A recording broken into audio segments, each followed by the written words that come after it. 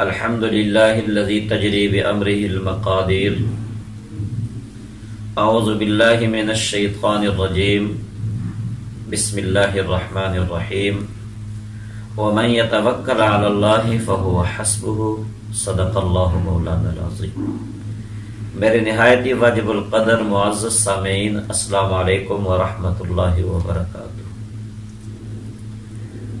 امید ہے کہ تمام دوست ایمان کے ساتھ صحت کے بہترین حالت میں ہوں گے. میری دعا ہے کہ اللہ جل شانہ تمام سننے والوں کو، تمام چاہنے والے اور محبت کرنے والوں کو عزت، سعادت اور سرفرازی سے مالا مال فرمائے. اسلامی اعتبار سے یہ سفر کا مہینہ ہے. اسلامی سال کا پہلا مہینہ محرم ہے، دوسرا سفر ہے، اور آنے والا مہینہ یہ ربیع الاول کا ہے، جس مہینے میں حضور آقا صلی اللہ علیہ وسلم کی ولادت باسعادت ہوئی. سفر کے مہینے میں بہت ساری باتیں ایسی ہیں جن کا تعلق اسلام کے ساتھ نہیں ہے، شریعت کے ساتھ نہیں ہے، اور عام طور پر لوگ توہم کے شکار ہیں. زمانہ جاہلیت کی مثال ہم دیتے ہیں اپنے تحریروں میں اور اپنی تقریروں میں. آج یہ بھی بات عرض کر دوں کہ جہالت کا تعلق زمانے کے ساتھ نہیں ہے. جہالت کا تعلق نہ کسی زمانے کے ساتھ ہے، نہ مکان کے ساتھ ہے، اور نہ کسی شخصیت کے ساتھ ہے. جہالت کا تعلق انسانی رویوں اور روش کے ساتھ ہے. اگر رویہ جاہلانہ ہے تو وہ جہالت کا زمانہ ہے. علامہ تفتزانی رحمۃ اللہ علیہ نے مختصر المعانی میں ایک اصول نقل فرمایا ہے. علماء اس بات کو جانتے ہیں. فرماتے ہیں وَقَدْ نَزَلَ الْعَالِمُ بِمَنْزَلَةِ الْجَاهِلِ. کبھی کبھی کسی عالم کو جاہل تصور کیا جاتا ہے، وہ جاہل کے منزل پہ آ جاتا ہے، جہالت کے مرتبے پہ اتر جاتا ہے، باوجود اس کے کہ اس کے پاس علم ہے، علوم ہے، فنون ہے، شیخ التفسیر ہے، شیخ الحدیث ہے، لیکن وہ کوئی ایسی گفتگو کرتا ہے جو جاہلانہ ہو، کوئی ایسا فعل ان سے سرزد ہوتا ہے جو جاہلانہ فعل ہو، تو باوجود علم کے، باوجود فنون کے، باوجود شیخ التفسیر ہونے اور شیخ الحدیث ہونے کے وہ جاہل تصور کیا جاتا ہے. اسی طرح جہالت کا تعلق کسی مکان کے ساتھ بھی نہیں ہے، کسی شخصیت کے ساتھ بھی نہیں ہے، کسی مکان کے ساتھ بھی نہیں ہے. کوئی آدمی مقدس ترین جگہ پر، خانہ کعبہ کے اندر، مسجد کے محراب میں بیٹھ کر جاہلانہ گفتگو کرے، جاہلانہ کام کرے، باوجود اس کے کہ وہ مقدس ترین جگہ پر موجود ہے. اس جگہ کی تقدس میں کوئی دو رائے نہیں ہے، لیکن یہ آدمی جاہل تصور ہو، اس لیے کہ اس وقت اس کا رویہ جاہلانہ ہے، اس کی گفتگو جاہلانہ ہے، اس کا فعل جاہلانہ ہے. جس طرح جہالت کا تعلق کسی شخصیت کے ساتھ نہیں ہے، جہالت کا تعلق کسی مکان کے ساتھ نہیں ہے، اسی طرح جہالت کا تعلق کسی زمانے کے ساتھ نہیں ہے. یہ جو ہم مثال دیتے ہیں کہ زمانہ جاہلیت، یعنی وہ زمانہ جب آپ صلی اللہ علیہ وسلم کی بعثت نہیں ہوئی تھی، آپ کی ولادت نہیں ہوئی تھی، اس سے پہلے کا جو زمانہ ہے اس زمانے کو ہم جاہلانہ زمانہ کہتے ہیں کہ وہ زمانہ جاہلیت ہے. کیوں؟ اس لیے کہ اس زمانے میں یہ کام ہوتے تھے. اب عرض یہ ہے کہ جتنے کام اس زمانے میں ہوتے تھے، جس کی وجہ سے ہم اس زمانے کو زمانہ جاہلیت قرار دیتے ہیں، کیا وہ سارے کام اس زمانے میں نہیں ہوتے؟ اس زمانے میں ناحق قتل کیا جاتا تھا، غریب، مظلوم اور بے بس کا حق دبایا جاتا تھا، کمزور کا. اسی طرح کسی کی جگہ پر قبضہ کر دیا جاتا تھا، ڈاکہ ڈال کر کسی کا مال چھین لیا جاتا تھا، سود کھایا کرتے تھے، کیا ہمارے اس زمانے میں سود نہیں کھایا جاتا؟ اس زمانے میں یہ کام نجی طور پہ ہوتا تھا. اب تو سود کے لیے ہم نے بڑی بڑی عمارتیں بنا دی ہیں، اس کا نام ہم نے مسلم رکھ دیا، مسلم کمرشل. اسلامی بینک رکھ دیا، میزان رکھ دیا ہے، برکہ رکھ دیا ہے. جو کام نجی طور پہ ہوتا تھا اس زمانے کو تو ہم جاہلیت کا زمانہ کہتے ہیں، اور وہی کام اس زمانے میں منظم طریقے سے ہو رہا ہے تو اس زمانے کو ہم فرشتوں کا زمانہ سمجھ رہے ہیں. اس زمانے میں قتل و غارت گری ہوتی تھی تو اس زمانے میں نہیں ہوتی. ناحق قتل کیا جاتا ہے، روزانہ خبریں آتی ہیں، ایک ایک گاؤں میں 3 قتل ہوتے ہیں، ایک ایک وقت میں 4 5 10 قتل ہوتے ہیں. ایک جگہ دھماکہ ہوتا ہے، کئی 100 لوگ قتل ہو جاتے ہیں. اور اس کے باوجود بھی وہ زمانہ جاہلیت کا تھا اور یہ زمانہ فرشتوں کا ہے. اس زمانے میں لوگ قبضہ کیا کرتے تھے لوگوں کے حق پر، مال پر. اس زمانے میں قبضہ گروپ بنے ہوئے ہیں باقاعدہ طور پر، جو لوگوں کے گھروں پہ قبضہ کرتے ہیں، لوگوں کی املاک پہ قبضہ کرتے ہیں، لوگوں کی دکان اور پلازوں پہ قبضہ کرتے ہیں. اس زمانے میں اگر قبضہ کیا جاتا تو وہ زمانہ جاہلیت کا ہے اور یہ زمانہ فرشتوں کا ہے، اس لیے کہ اس زمانے میں وہ کام منظم طریقے سے ہو رہا ہے جو اس زمانے میں نجی طور پہ ہوتا تھا.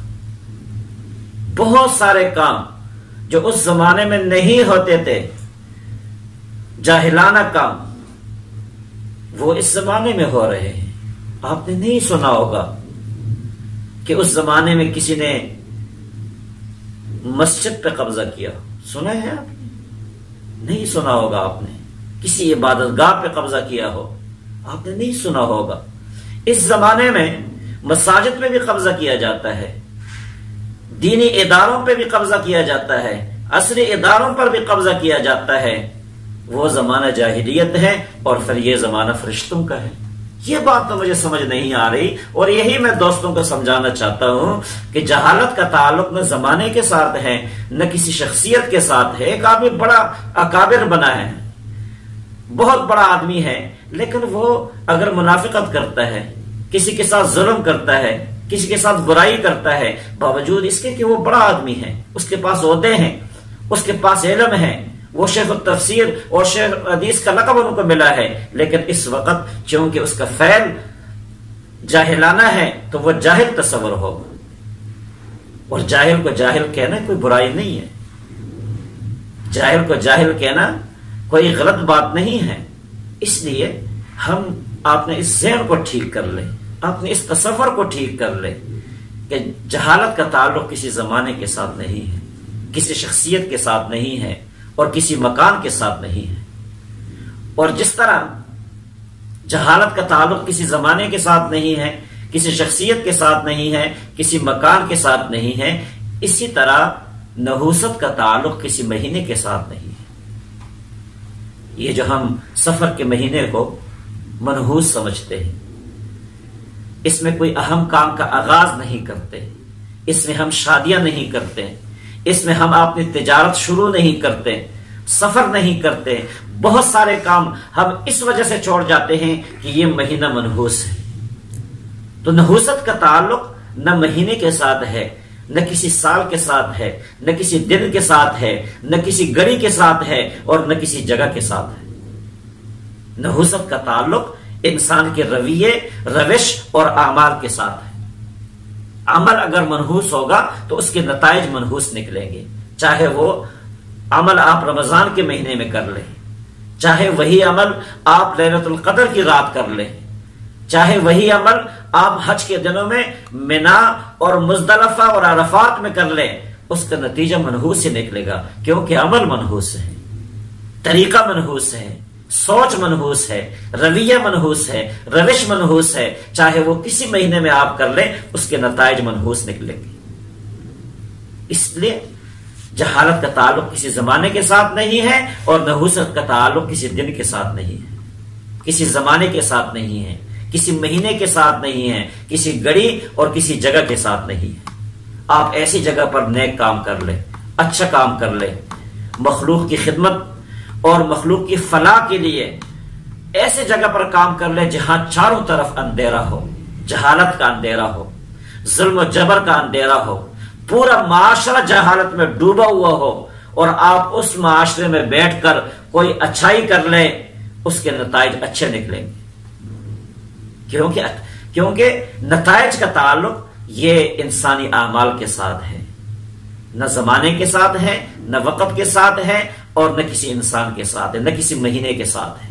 جو بھی انسان اچھا عمل کرے گا، بہترین عمل کرے گا، اللہ اور اللہ کے رسول کے حکم کے مطابق کرے گا، وہ چاہے سفر میں کرے، چاہے محرم میں کرے، چاہے کسی اور دن کر لے، چاہے جمعے کے دن کر لے، اس کے نتائج اچھے نکلیں گے، اس کے آثار اچھے ہوں گے۔ اور اگر عمل اچھا نہیں ہے تو اس کے آثار اچھے نہیں آ سکتے، چاہے آپ کعبے کے اندر وہ کام کریں، چاہے مقدس ترین جگہ پر بیٹھ کر مقدس ترین دن میں اور مقدس ترین مہینے میں وہ کام سر انجام دے، اس کا نتیجہ اچھا نہیں نکلے گا۔ تو اس لیے ہم اپنے اس رویے کو ٹھیک کر لیں، اپنے اس روش کو ٹھیک کر لیں کہ سفر کے مہینے کے اندر کوئی نحوست نہیں۔ سفر کا مہینہ جس طرح عام مہینے ہیں، یہ اللہ کے مہینے ہیں، ربیع الاول بھی اللہ کا مہینہ ہے، محرم بھی اللہ کا مہینہ ہے، اور سفر بھی اللہ کا مہینہ ہے، ذی الحجہ بھی اللہ کا مہینہ ہے۔ سارے دن اللہ کے ہیں، اور دنوں میں سارے وقت اللہ کے نے بنائے ہوئے ہیں، عصر بھی، صبح بھی، شام بھی۔ آپ کسی وقت بھی نیک کام کریں گے، اس کے نتائج اچھے نکلیں گے۔ کیوں کہ نتائج کا تعلق کسی زمانے اور کسی مکان کے ساتھ نہیں ہے۔ ظہر الفساد فی البر والبحر، قرآن کہتا ہے یہ جو فساد ہے دائیں بائیں دریاؤں میں، خشکی میں، معاشرے میں، بازاروں میں، محلوں میں، گھروں میں، یہ جو فساد ہے، یہ جو نا اتفاقی ہے، یہ جو انتشار ہے، یہ جو برائی ہے، یہ جو نحوست ہے، یہ انسان کے اعمال کی وجہ سے قرآن کہتا ہے۔ اس لیے ہم توہم پرستی کو چھوڑ دیں، ہم اپنے ذہن کے اندر سے، اپنے دل کے اندر سے، اپنے فکر کے اندر سے، اپنے عمل کے اندر سے توہم کو ہٹا دیں، توہم کو نکال دیں، اور ہر کام کرتے ہوئے اللہ پر توکل کرے۔ وَمَن يَتَوَكَّلْ عَلَى اللَّهِ فَهُوَ حَسْبُهُ، جو آدمی اللہ پر توکل کر کے کوئی قدم اٹھائے گا، کوئی کام سر انجام دے گا، اللہ جل شانہ اس کے نتائج اچھے نکالیں گے۔ جزاکم اللہ خیرا، احسن الجزاء۔ آپ کا بھائی حافظ محمد اقبال، الحرمین قرآن کمپلیکس، محلہ حافظ آباد، گجر خان۔